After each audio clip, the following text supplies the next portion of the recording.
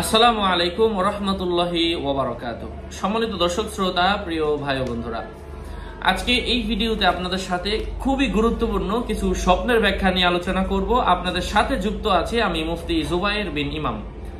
আলোচনা বুঝতে সাথেই থাকবেন। যারা এখনো চ্যানেলটি সাবস্ক্রাইব করেননি অবশ্যই সাবস্ক্রাইব করতে ভুলবেন না, কোরআন এবং হাদিসের আলোকে গুরুত্বপূর্ণ স্বপ্নের ব্যাখ্যাগুলো জানতে।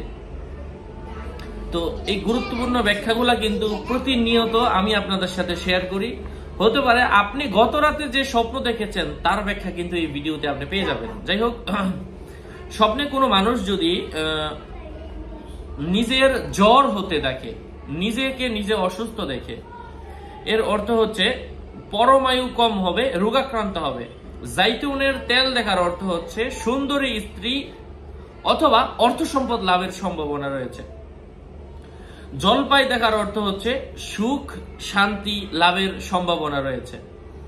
স্বপ্নে জঙ্গল দেখার অর্থ হচ্ছে সুখে জীবন কাটানোর সম্ভাবনা রয়েছে। স্বপ্নে জমিন দেখার অর্থ হচ্ছে সমাজের নেতা হওয়ার সম্ভাবনা রয়েছে।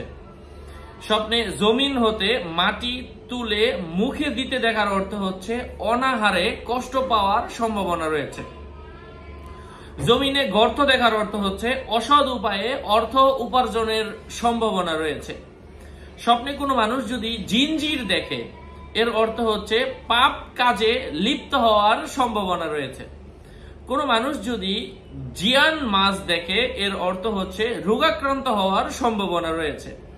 স্বপ্নে জামা দেখার অর্থ হচ্ছে কেউ প্রতারণা করার সম্ভাবনা রয়েছে। আশা করছি বুঝতে পেরেছেন। এই বিষয়গুলো নিয়ে আরো একাধিক ভিডিও আছে আমাদের চ্যানেলে, আপনারা দেখবেন, উপকৃত হতে পারবেন।